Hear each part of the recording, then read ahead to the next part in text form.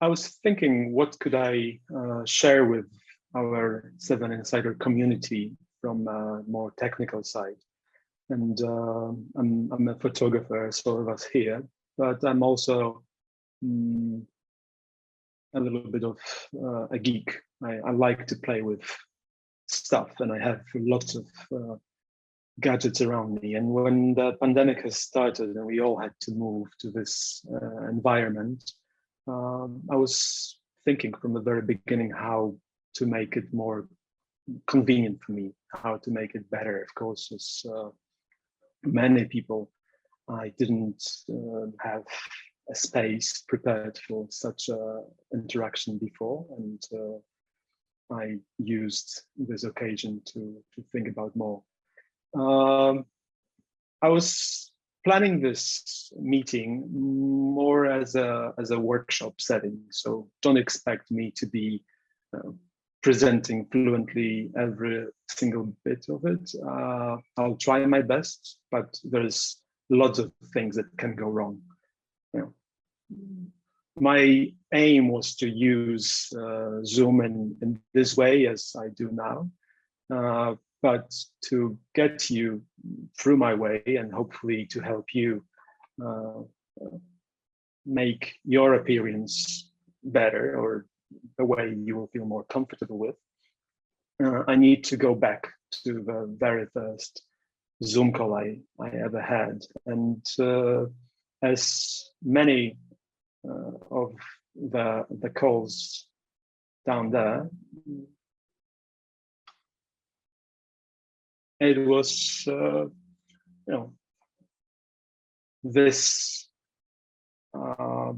way. Of course, the round part of my screen wasn't there at the time.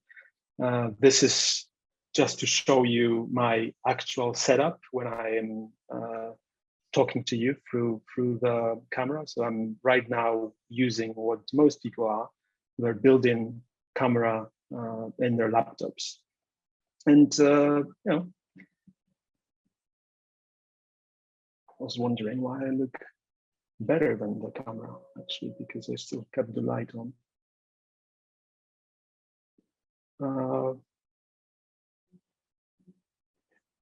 So this is obviously the most convenient way. You open your device, whether it's your computer or maybe your phone. You press join the meeting and you are there. And it's probably fine for most of the occasions I use Zoom for, but there are situations in my professional life where all my meetings that would take place in different parts of the world had to move to this space. And I realized that it requires a little bit of effort, especially as I'm meeting people as a photographer, whether it's for teaching photography or getting assignment. I believe that this is the way I can also influence their decisions. So I want you to think about the process of setting up your online, because maybe it's not only Zoom, your online experience as you would be taking your self-portrait. And I think it would be easier for all of us to speak, well, for me to speak to you, since we are in the seminar mode, and take it from there. So there is there are a few very important things about portrait taking, right? One would be the light, and it's not different in setting up your Zoom look or online look at all. So right now I'm sitting in my little office, and I decided, even though I'm lucky today to be home alone, so I don't need to stress about anyone running into my office and screaming and apologizing you for that. although we all learn from others' mistakes, so I probably wouldn't try to get rid of them. I would just welcome them here. But I had this temptation to walk around my apartment and find the best spot for the Zoom calls, for this presentation. And then I realized that it wouldn't be really fair because of the noise and because of the pandemic, where you all share, most of you share homes with other who also need to be on the round calls or who have other things to do. You don't have this freedom. If you're lucky, you probably have a little space where you can work.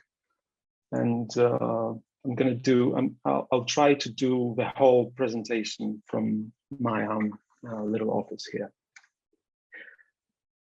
So this is the first step. I started with using the laptop, and I would just look for slightly better lighting situations. So when I'm facing my window, I think the built-in cameras, you can think of them as those simple point and shoots cameras, handles it slightly better. But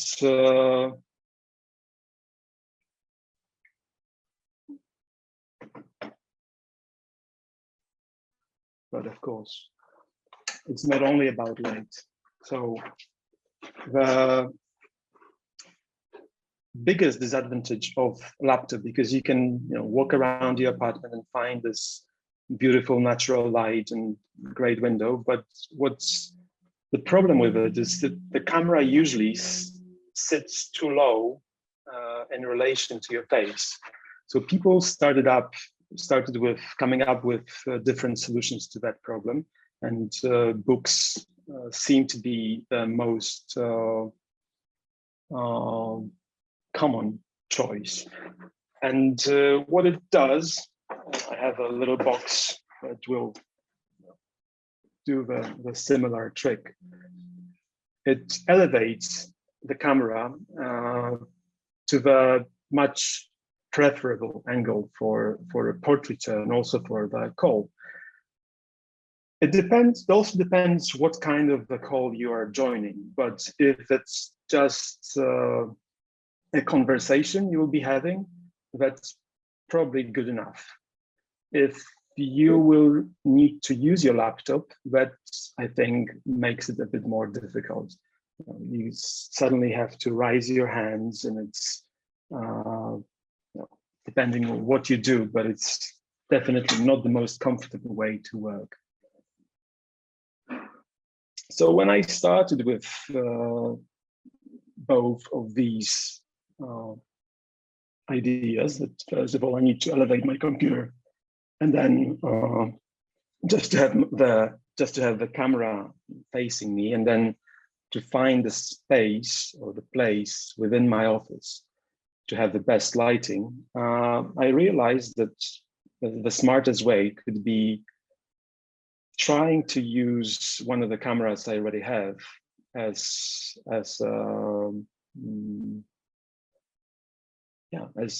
web camera.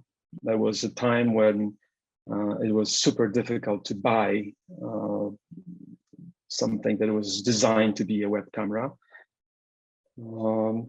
So I started to, and also that knowing that most of those you could buy come with the same limitations. So it would allow me to have my computer on my desk, which would make it slightly easier to work with. I could place the web camera on the right level, so I could look into it.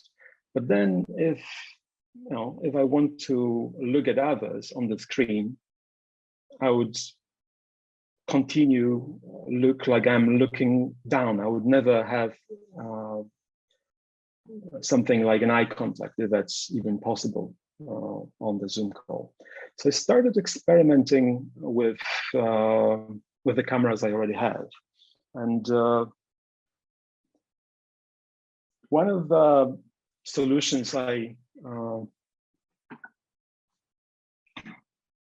maybe not solutions, maybe one of the most useful things I found in my little studio was this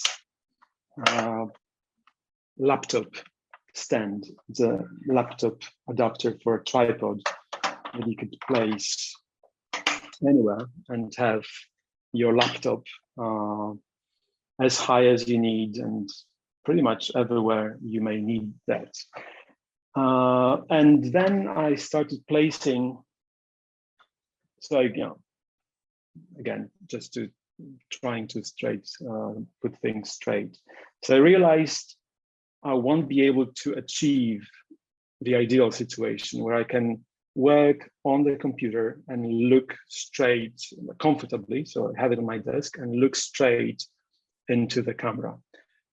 So plan B would be to try to work on the computer which is elevated, but at least try to find a camera that would allow me to look better. Is it about me looking better? Maybe not. It's about all what's behind me look slightly less distracting.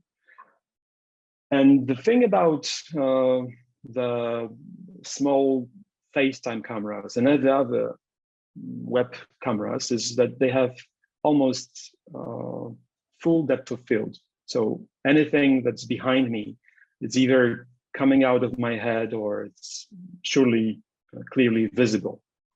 And I don't have, it's a small space. I don't really have super plain wall here.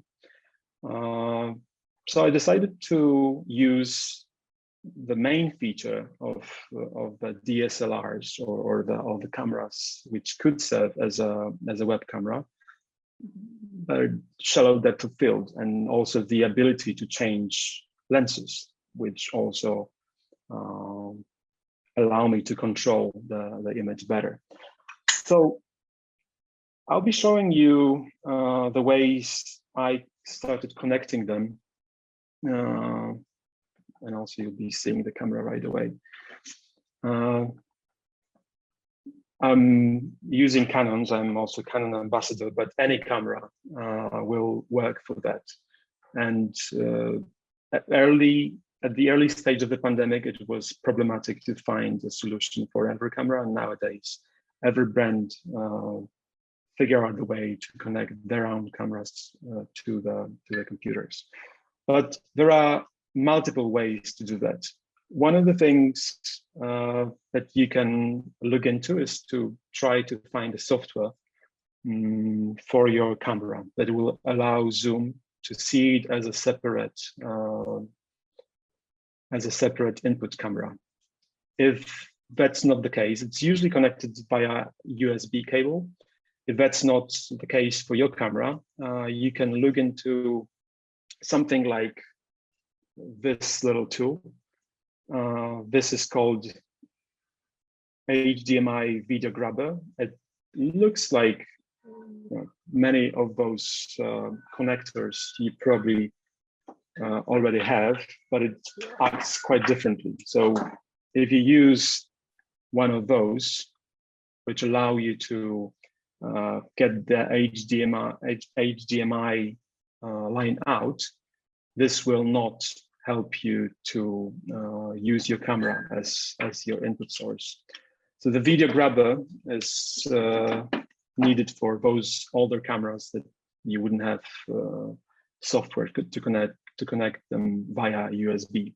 And then the camera, which I would say 95% of them would have the HDMI out, would be connected through this adapter, and it will go straight into your Zoom camera choices. But most of the current and common brands figured how to do that. And also there is a third-party software, which I'm using also for different reasons, I'll get to that, that allows you to use them that way. So I would place my cameras right above. I'll place them at the eye level. I'll try to make the image sharp.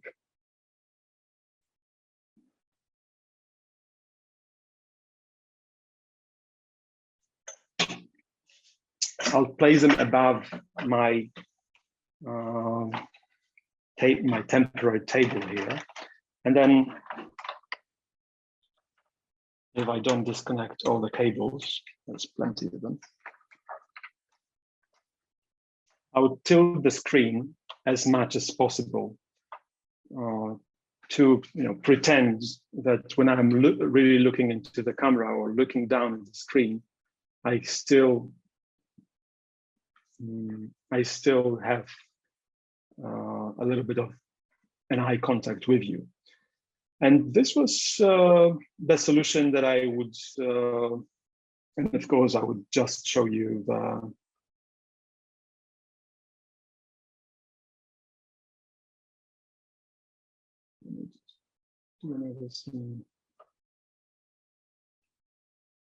yeah, and of course I'll be just using make myself sharp, and I'll be using just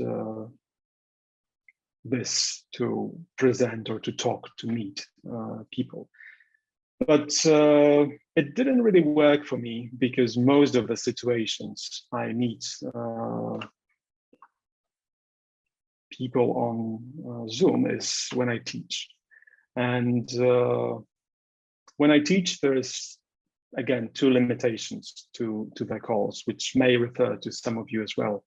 First, I need to look at the camera and talk, but I very often, 95% of the situations, I need to see what's on the screen as I'm looking for someone else's images.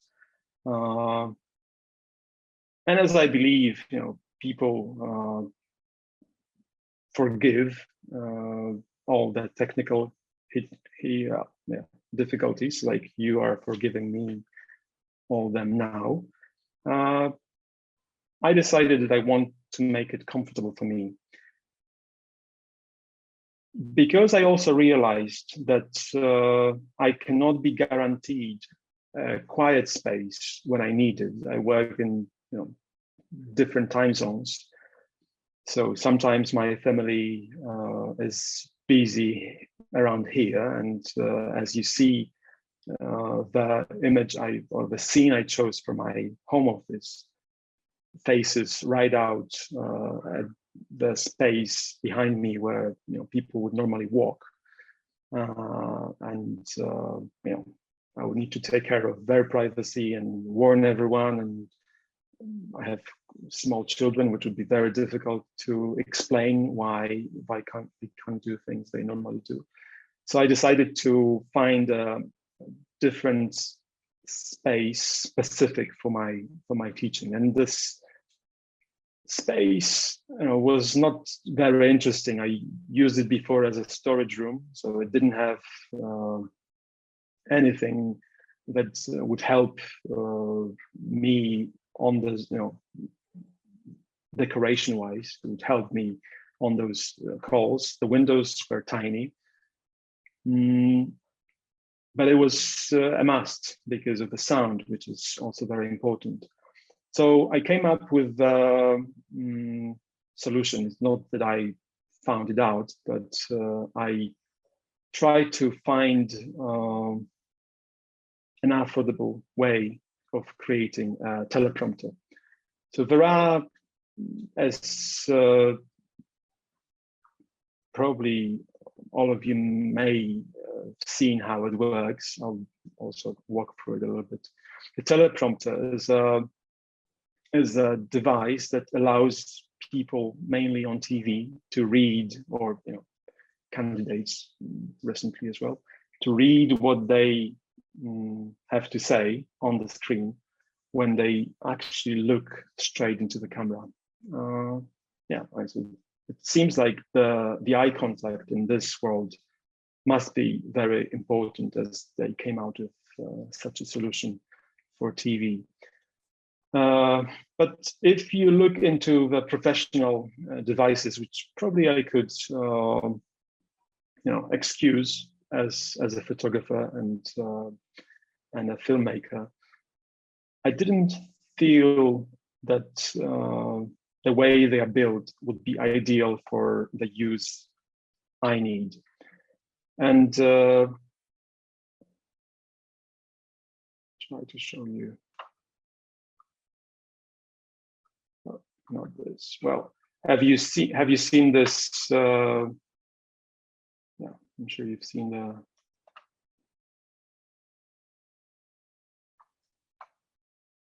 the lucky person who couldn't get out of the lawyer who couldn't get rid of his kitten. Yeah, I wanted to show you this.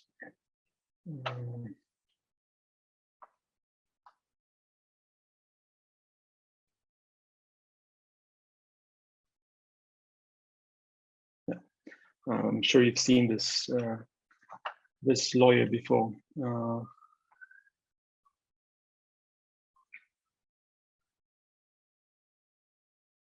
But wait a minute. Sorry. Okay. So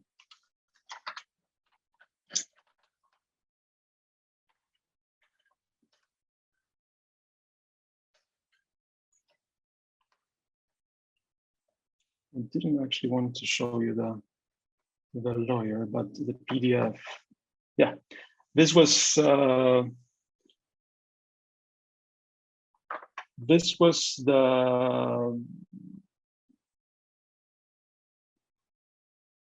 the furniture. It's coming from a very popular furniture store, which I thought could work perfectly for me as I was building the teleprompter. The reason I needed something like this was I realized that even though I have many rigs at home and I could probably build something out of the photo gear I have, I wanted to create not a temporary space, but a fixed space where I get in on time, plug in my laptop, and I can use this to present, teach, meet, or review someone's work. So I'll try to show you what I built exactly from this.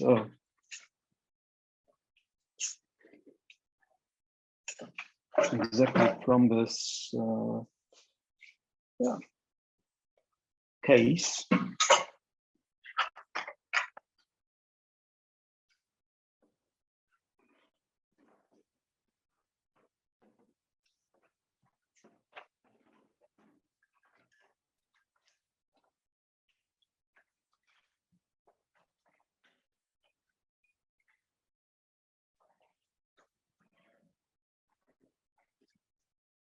So the way that teleprompter works, and the most important part of it, is there is a screen connected to my laptop. So here is a screen, a separate screen. It's connected to my laptop.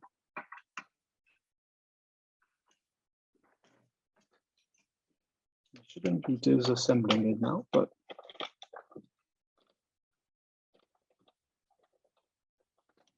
yeah.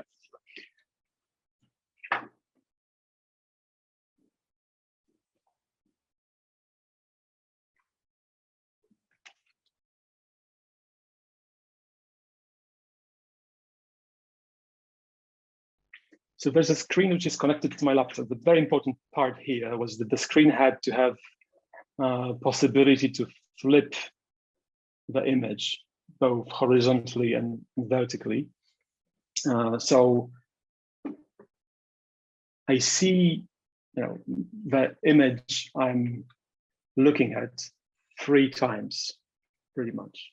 One is here on my computer. One is here on the connected screen.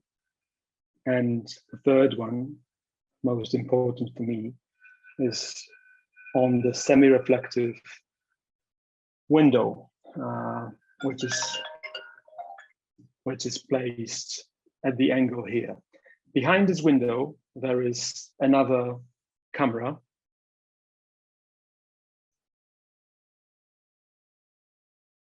And now we are looking, or, you're looking at me through this camera. So when I open something on the screen right now, I can look at it comfortably. I can work on my computer as I normally do, and I can look into people's eyes, also looking at the work. And yeah, this little DIY setup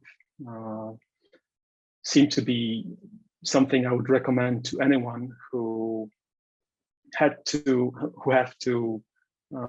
meet this way on a daily basis. The online meetings are not going anywhere. I mean, we all hope that we will be able to travel, we will be able to meet, but I do believe, as many experts, that this setting will be one of the tools people will use for work for years to come.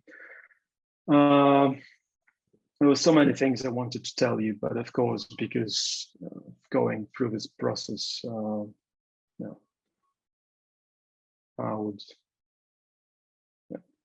got lost a little bit.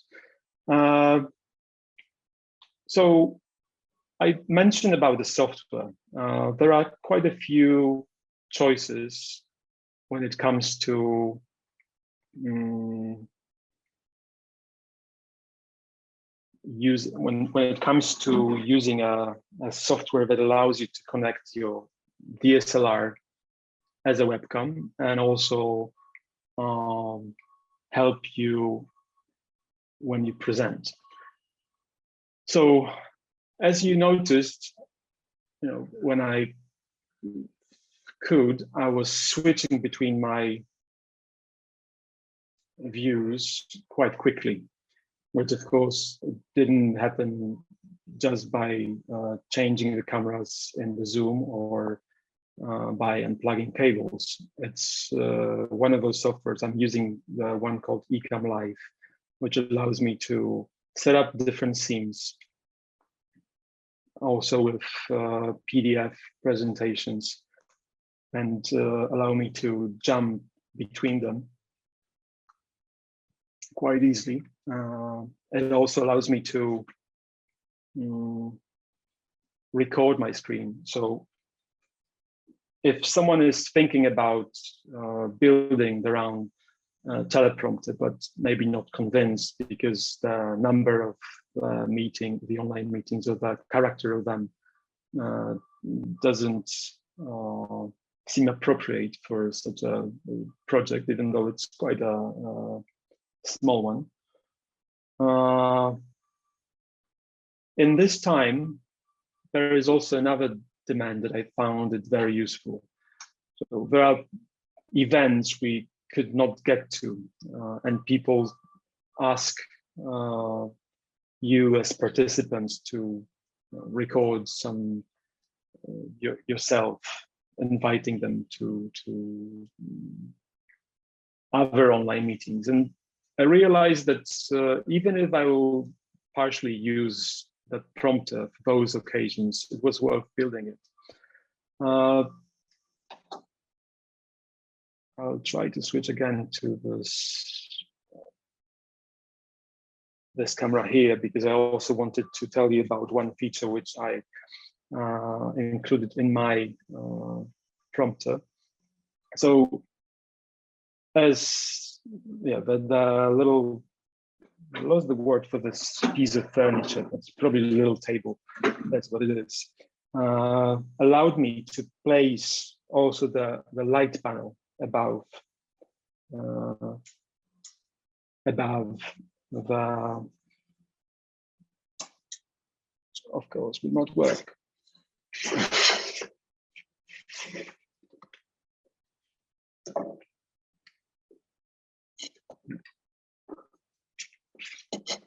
But the light panel behind this will work. There is a diffuser here that allows me to lift myself up a little bit in the situation where I'm moved to my second office, my former storage place, and because it doesn't have enough windows. So this will be enough light to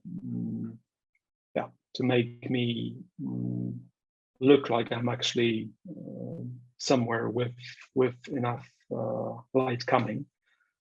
Yeah, I think that's.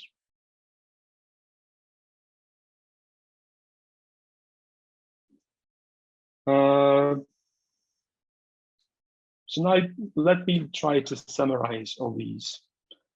One thing is to, figure out whether the meeting you're having requires you to introduce any changes. If you're meeting friends, you're comfortable with possible mess around you and people running into your frame, I think you're good to go. If it's more of a professional situation, maybe you want to change something. And one thing, very easy thing to do is to elevate your computer. The first thing that will improve right away the way you look and also the way you interact with the screen, because you will not have to look down to see other people. It will, of course, require you to find a clean space or a space that you, again, feel comfortable sharing with others. It could be blank, flat, plain wall, could be bookshelf. I'm very suspicious when I see someone in front of the bookshelf on Zoom call. It seems very artificial on the other hand. But it can be solved this way. If you, just like me, similarly to me, prefer to use your computer normally when you do it, maybe you can find a little table tripod, and you could either find another webcam or use your iPhone. There is a software to allow you to use your iPhone as a webcam as well, or iPhone, no, any phone. And this could also be a solution. If you have a camera, and I would guess many of you here do it already, try to connect it to your computer. It's definitely not difficult. It's definitely worth trying, especially that you can control the way you show your surroundings. You can choose the backgrounds easily by blurring it out. There are solutions, software solutions. Zoom offers blurring your background, but it doesn't really work the way you would hope it should. Maybe I can try that too.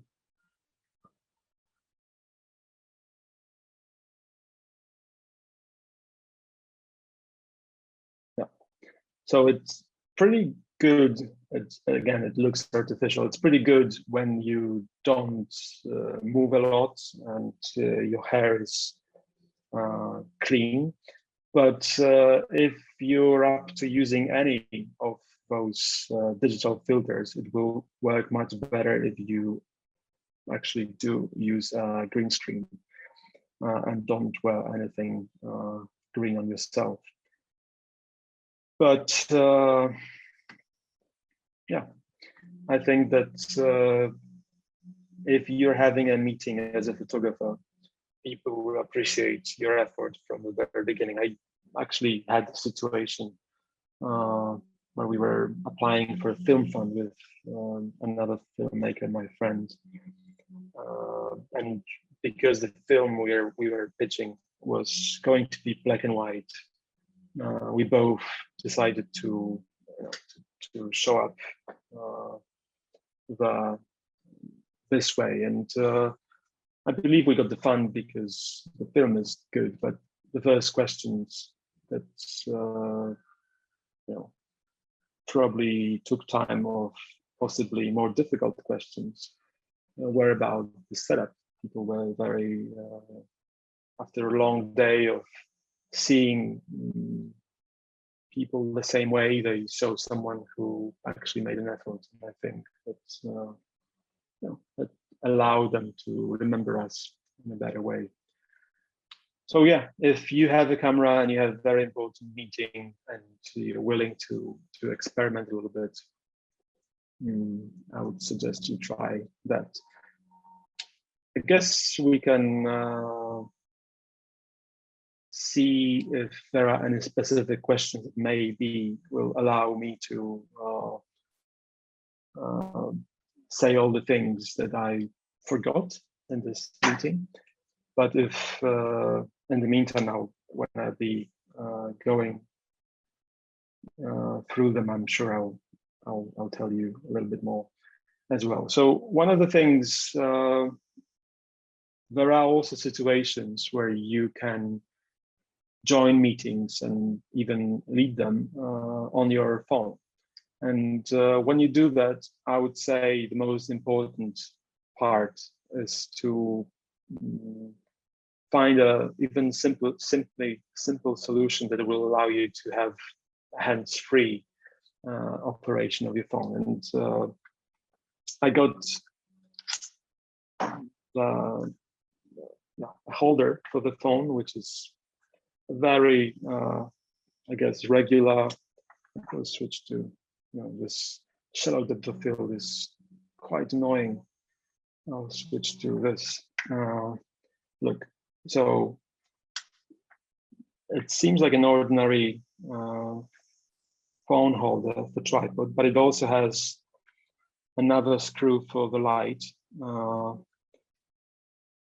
which allows me to have phone with light in a very small setup, and it's there's a thread ready for any tripod. My actually favorite solution when I'm traveling, and in the recent months, of course, it hasn't been so much, but if I'm traveling, there's always the need for me to be on some Zoom call or online meeting. And I found that this little setup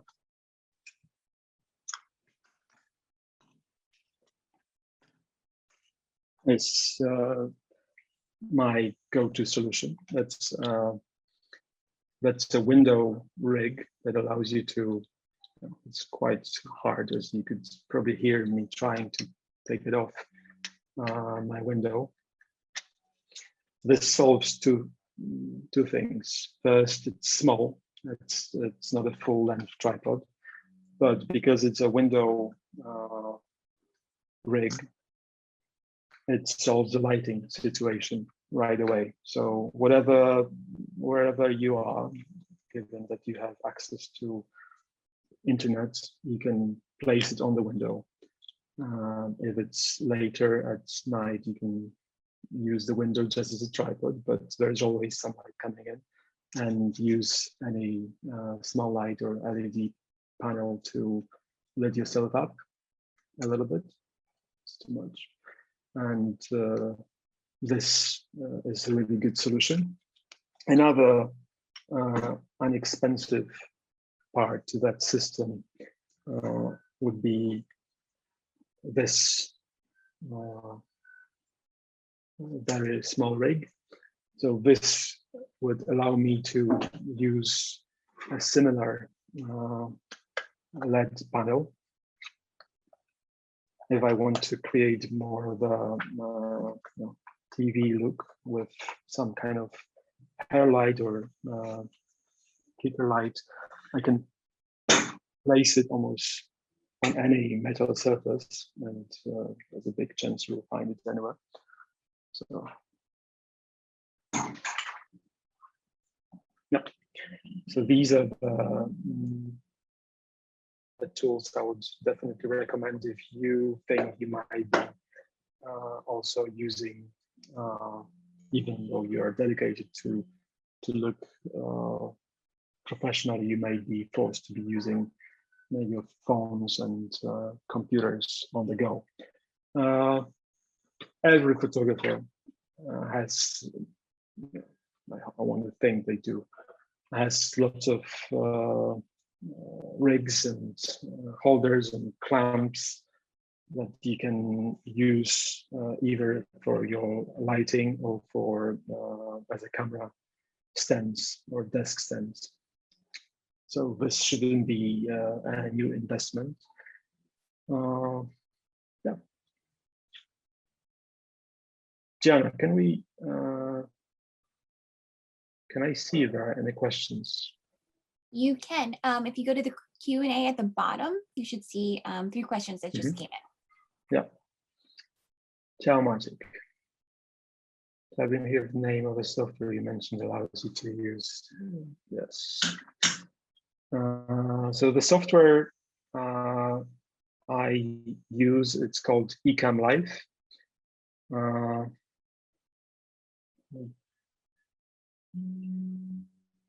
To panelists and attendees. So should be sharing a link, but I'm not a YouTuber or an influencer, so let me just write it down here. Ecamm Live. That's one of the programs. Thank you, Jenna.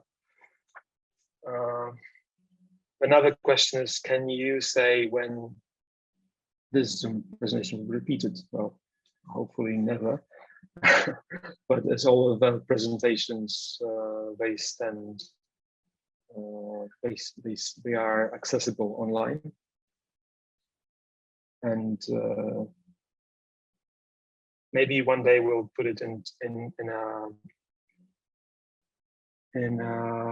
more of the workshop form where I'll be able to look. I already forgot that I have this specific Zoom look, and I was bending over my small screen to read all your comments.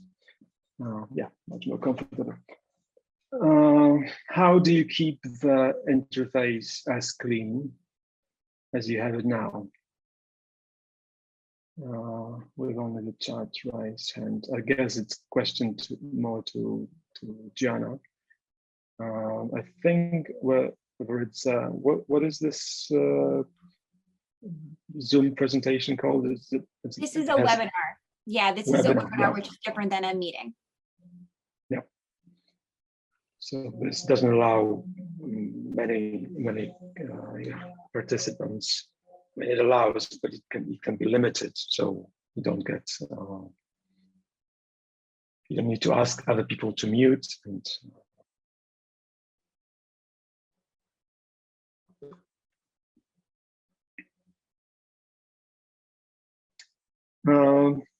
any other questions? Is there anyone that would actually feel that they may try to build their own prompter? There's lots of solutions for that. There is lots of DIY videos, but I did some testing. The glass is definitely the most difficult piece of this equipment to find.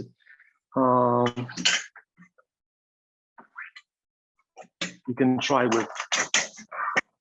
with something more accessible, just to prove that I tried. So this is a regular glass. As you can see in the controlled situation, it reflects all right. And given that the prompter itself, it's almost dark and the screen is bright, it can actually work. The problem is that it's because it has the both sides are equally reflective, you will get like a ghostly effect. So reading text will be very problematic. You will be able to comfortably look at other people, but it won't allow you to read any text. Then I found this glass. This is almost fully reflective. You can actually see through it, but it's too reflective. This would be used, interrogation, police station, and something like this. So it will definitely work for anything, for text, but it will also take your exposure down. If I place it over myself, it's almost, you can see it right away, right? Like it become with 4 stops. My camera adjusted because it's set on aperture priority, but yeah. So the glass you want to look for is something that is about 30% reflective, and one side of it will not give you the ghostly effect, as the covering is just on one side, and it's see-through mirror. You can look for see-through mirrors, or you can look for teleprompter glass. You could also look at the glass which is meant for architecture, for houses, which is with idea to stop sun coming in, at least at the full, in its full power. But the problem with those is that many of them have some kind of tint. So you'll see the images slightly differently. Do you control audio levels? Yes, but not in here. So if I would do one of those videos I mentioned, so something that you would like to record, and then yes, you can easily do that in the Ecamm Live, or you have it's the software. I should mention that it's a software invented for the YouTube production. So this is its first use. What the feature that Ecamm has, it's a crucial feature for those online meetings. It's called virtual cam. So what it does, it allows you to set up anything about your video. It's meant for those videographers on YouTube to be able to record themselves and edit, right? So you can set up everything there. But it's what the virtual cam does, it sends the output. So everything you set up, it sends as a virtual camera. So it looks to Zoom, Teams, or any other Skype platform as another webcam, as a plugged-in USB webcam, and that's what you choose. Similarly, when I showed you this, I did it accidentally, but when I did show you this horrible avocado, that works the same way. It's a software that allows you to, I mean, of course, it does all this filtering, but it sends the output as a virtual cam. Yeah, going back to this. The lighting, this view is excellent. Background is good too. So many webcams, wide angles, too much depth in the field. Have you found a webcam? This is lenses. No, I haven't. So that's why I started using the cameras. Cameras I don't really use to shoot with. And this one I'm using right now, it's Canon 5D Mark II. with 50 1.4 lens, but it's not at 1.4, it's at 3.5. So this answers the next question. Do you have a list of the equipment you use with use case?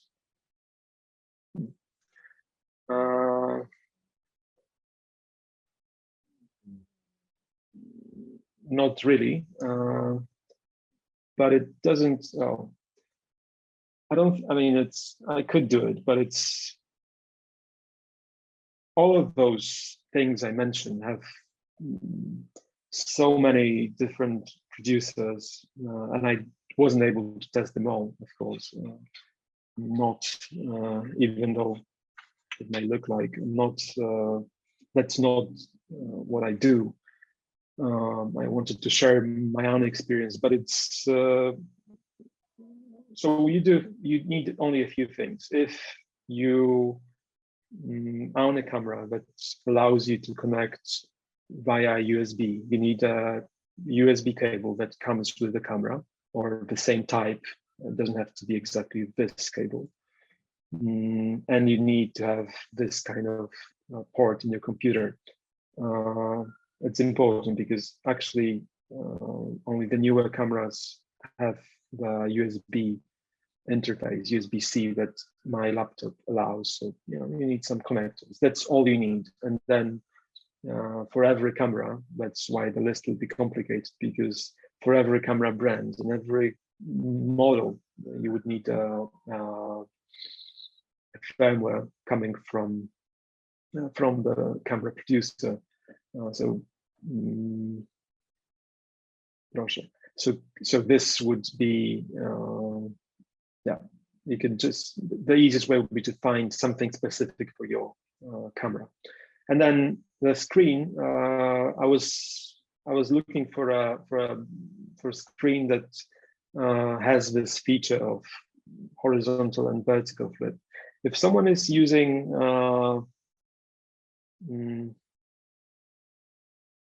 Microsoft Windows, then apparently, I'm not sure about that, but apparently they say there is this build in the system feature that allows you to flip the screen. So any screen you actually maybe already have will work, because you connect an external screen to your computer, to your laptop, and using this feature, which I read that they have, will allow you to flip.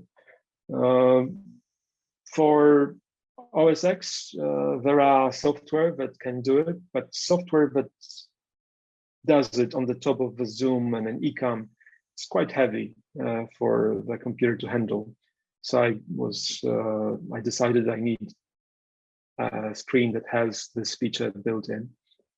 And I found a very simple yet good 15-inch screen that I'm using for it. I would recommend looking more into not like a consumer screen, but something more technical. They are actually cheaper. They're actually cheaper. They can run almost 24 hours a day, and many of them will have this feature, as they are intended for advertising and other technical uses. Do you record your classes on cloud or computer? Not really. The camera settings. What you have to have in mind is the interface you're using. You're using the USB connection, and also this is streamed to somewhere else. So you basically have to consider the bandwidth for that. But I think Zoom has its own limitations. So if you would be only recording without streaming it or using the virtual cam for Zoom or any other online meeting, then of course you can choose whatever your camera allows. But if I'm using the Full HD on all of my cameras for those meetings.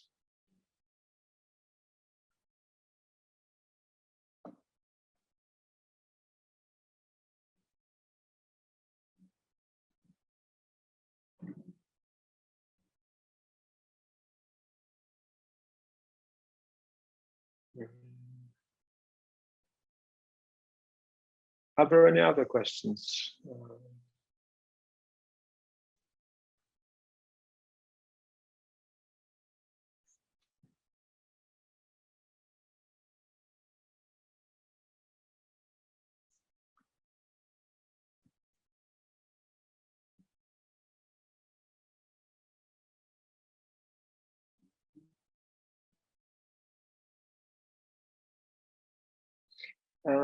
Maybe one more thing that came to my mind. I kind of started to use the black and white look for the film fund I told you about, and I kept it. As a photographer, my natural choice would be also black and white, but this can be whatever setting you do, whatever setting you choose in your camera. This will be kept by Ecamm. Ecamm also will allow you, or any other software, I should say, and there's probably quite a few. These will also allow you to adjust the image, but it's not necessary. You can set your camera as you normally do, and go with that.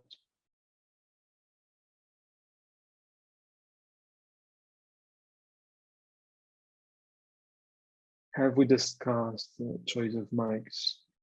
Some very convenient. So for me, the most convenient for the calls actually is the headphones that come with my phone, or I don't actually.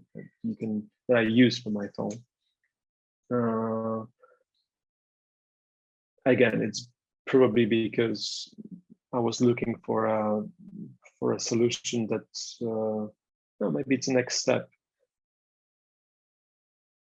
But I think listening to the audio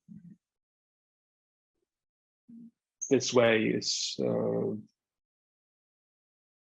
more convenient for any calls. I mean, you would need to take care of privacy, and some of the calls are fully open like this. Some of the calls you're having are not. But any video mic would do. You'd still need to have some kind of a speaker. There is noise cancellation and echo cancellation tick you can use in this software, so I'm sure it will work.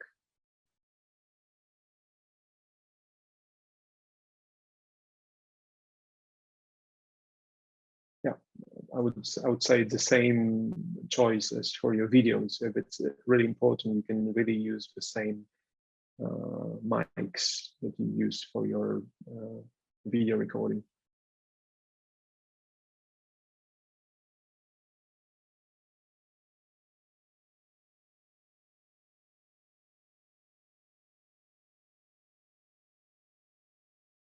Yep.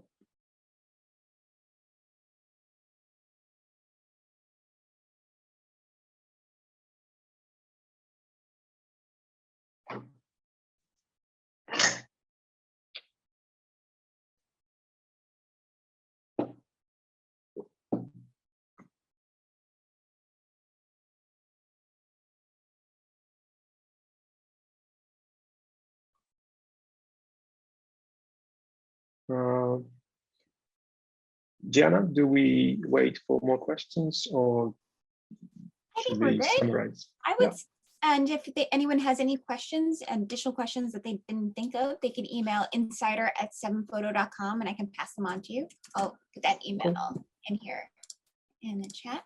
There you go. Yeah. Since you came here, it's quite possible that you're looking forward to upgrading your setup, or maybe you just wanted to take a look what it takes. I think it's the most comfortable things for me is to, of course, I had to go through all those stressful wires and connection today, and maybe it wasn't this fluent, because normally I don't have to do it. I just go into a design space which require only one electrical plug and the Wi-Fi, and I plug my computer through the cables which are already there, and I can get this this look. But I also needed. If you are more into, if you're comfortable with what you have already, and you may need something better just for a few occasions, it might be good by trying before trying. It's a key here to connect the camera you have, set it up on a tripod. If you have an job interview, whatever it is, presentation, and you want to take it to a different level, I don't think you need to get any specific software, as long as you can connect some better camera and have it also higher than the laptop would normally allow you to.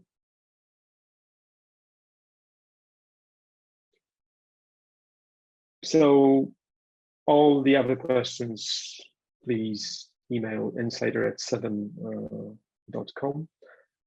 Thank you very much for joining us, and yeah, I hope to see you at some other Insider event